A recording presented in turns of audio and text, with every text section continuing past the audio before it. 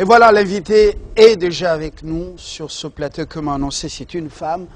Oui, c'est toujours un plaisir, un honneur de recevoir sur son plateau une femme.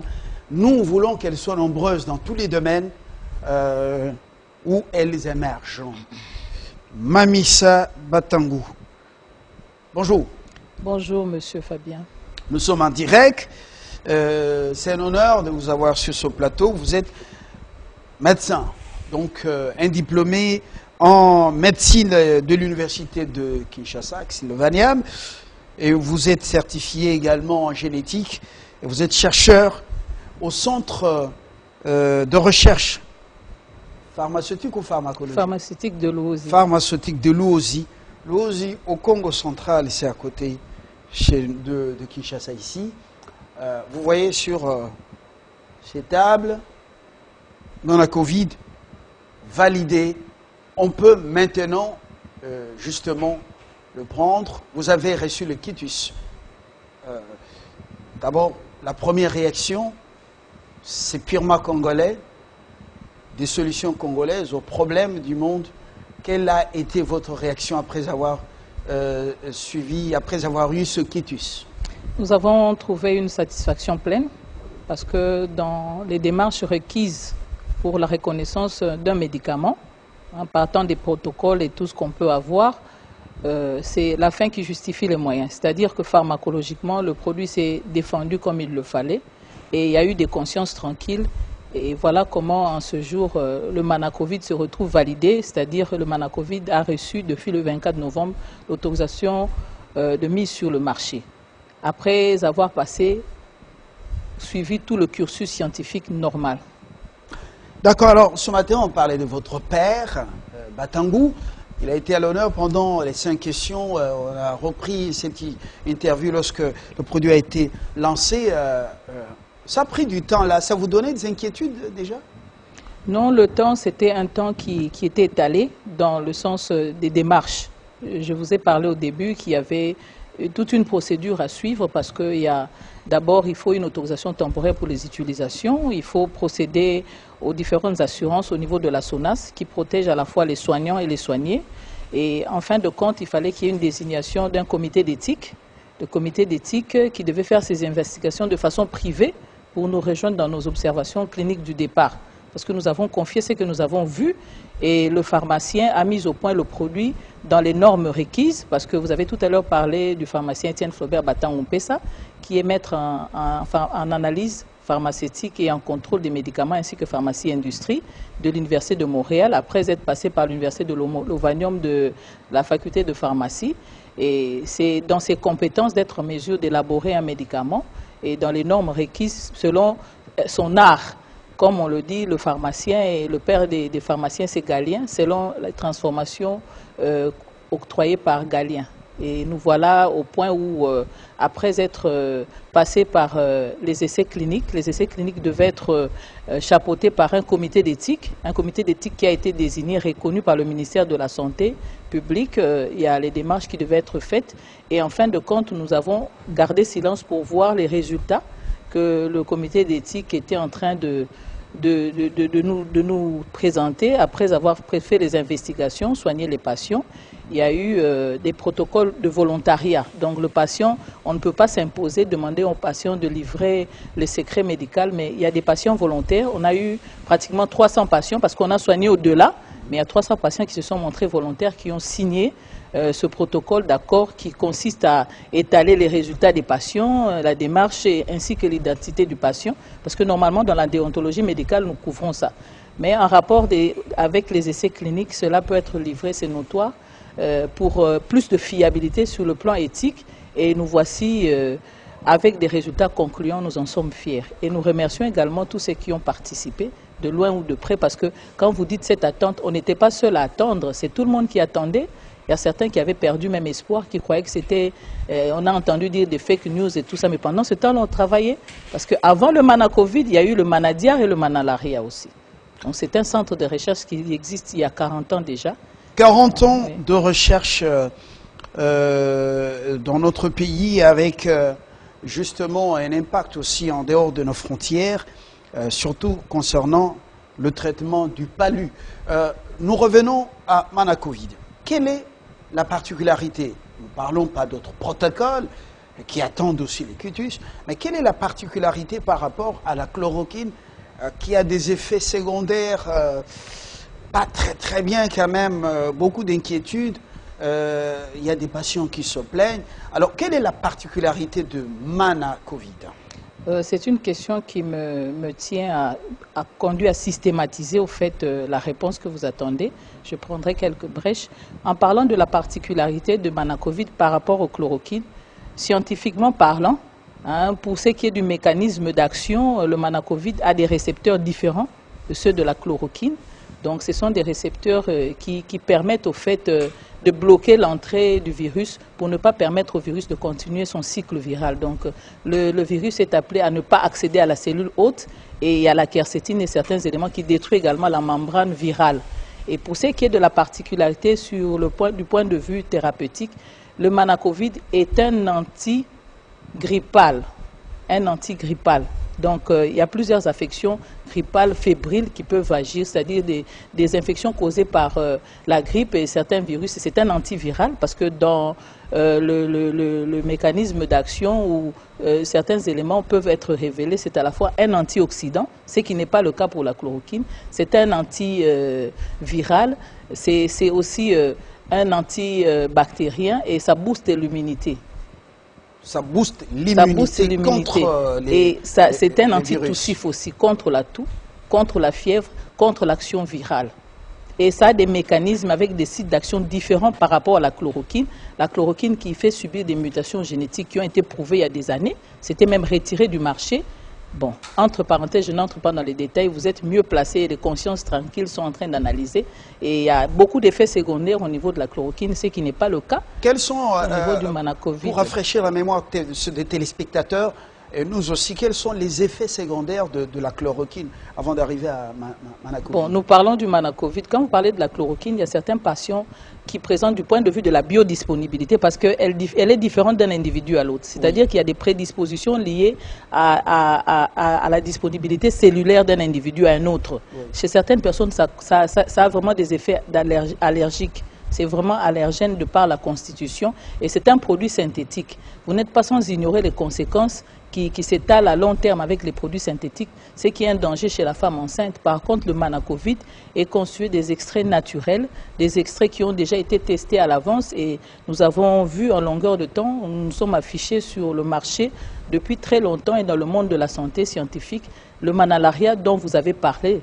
Le Manalaria ne produit pas des effets tératogènes chez la femme enceinte. Ça n'a aucun impact sur l'embryogenèse, donc ça ne détruit pas, ça ne constitue pas un danger dans la formation des organes de l'embryon au sein de la maman. Et le Mana-Covid est naturel, ce qui permet également à la femme enceinte de pouvoir s'en procurer sans pour autant avoir des effets, même au niveau de certains organes génitaux de la femme. Alors, chez certains patients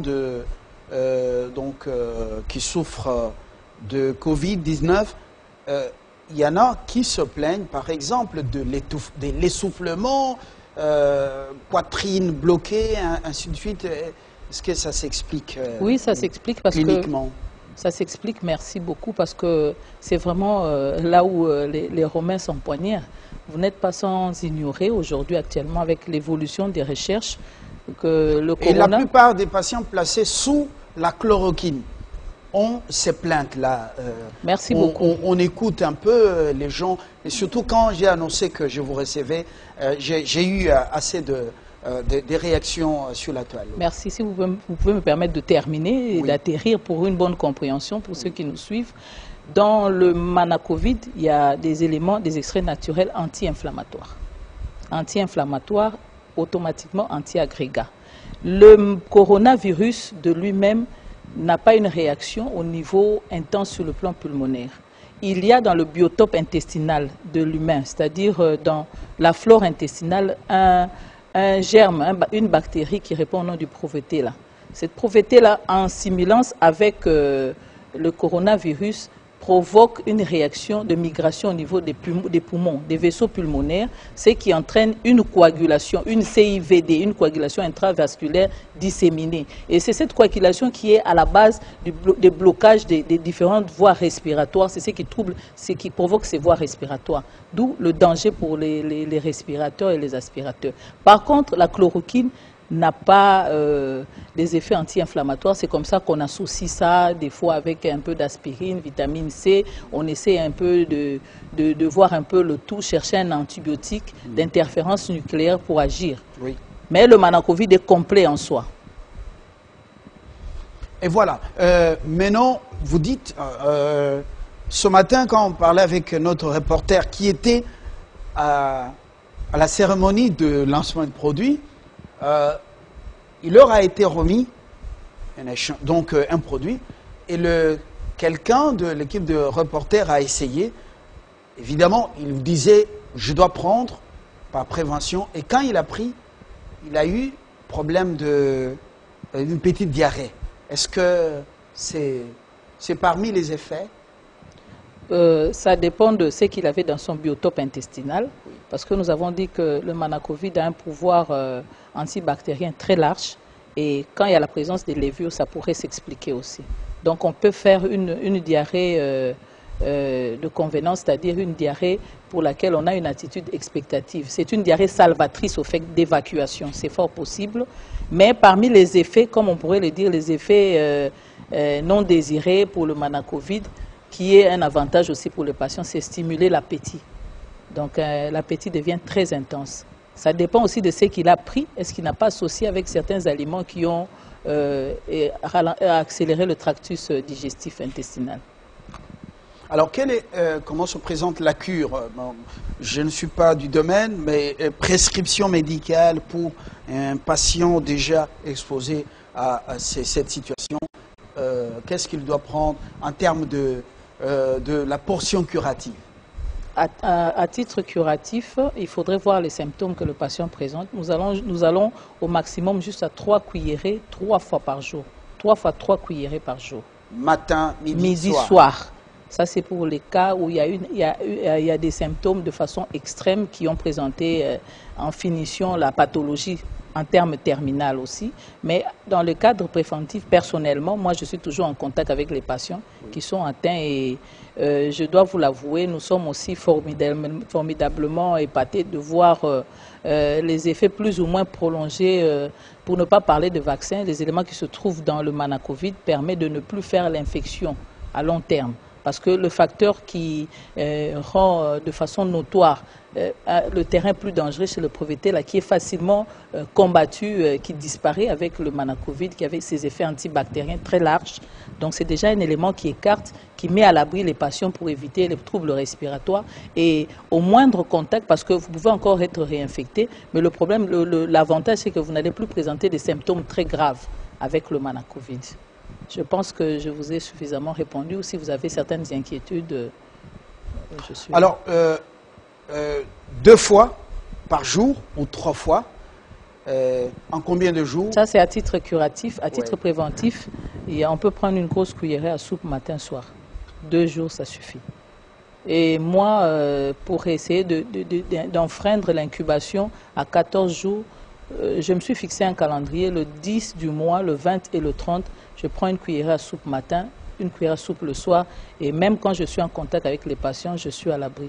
Donc la dernière fois que j'ai été infecté du coronavirus, c'était au mois de janvier, j'ai failli y passer, ce sont les éléments qui se trouvent dans le contenu du Manacovid qui m'ont guéri. Je suis allé jusqu'aux troubles respiratoires et me voici devant vous. C'est la preuve même que c'est un produit qui est très efficace. Et pour preuve, dans la prévention, je suis à l'abri. Alors, on parle des 5 jours dans le reportage qui a été réalisé la fois passée par notre rédaction. On parle des 5 jours pour le traitement. Vous confirmez cela? Je confirme 5 jours au maximum. On a eu des cas après 48 heures, des gens qui se sont présentés testés négatifs, qui étaient positifs. 48 heures après, ils se sont retrouvés négatifs. Donc, au bout de 2 à 5 jours, c'est vraiment la guérison confirmée. Il se pose un problème. Le Congolais avec son pouvoir d'achat. Un mot sur ça. Bon, est-ce que vous en avez tenu compte au niveau de votre centre de recherche? Merci. En tant que fils et fille du pays. Nous en avons tenu compte et c'est notre préoccupation.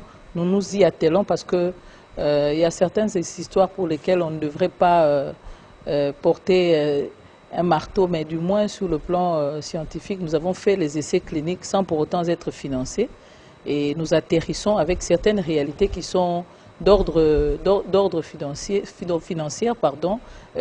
Aujourd'hui, notre préoccupation majeure serait de voir le Manacovid en possession de toutes les souches sociales. C'est ça la préoccupation majeure. Aucun financement, mais nous pensons que les consciences tranquilles qui nous suivent peuvent s'y atteler pour que le produit soit accessible à toutes les souches sociales au niveau de tous les Congolais. Donc c'est ça l'idéal. Oui. Entre-temps, vous y travaillez comment? Parce que vous n'avez pas une subvention de l'État. Est-ce que vous avez déjà toqué à la porte du ministre de la Santé, au comité scientifique, même à la présidence pour que ce produit soit à la portée de tous les Congolais, quel que soit leur statut social? Il fallait d'abord que le produit se défende scientifiquement et pharmacologiquement, parce que le produit, ce n'est pas un médicament, ce n'est pas un facteur de politisation. Donc le produit doit faire ses effets, le produit doit se défendre de lui-même, et voilà, l'aboutissement est concluant. C'est en ce moment que les gens qui nous suivent maintenant, les gens qui savent les personnes concernées, attitrées, et puis les portes auxquelles nous frappons, nous espérons avoir des réactions positives.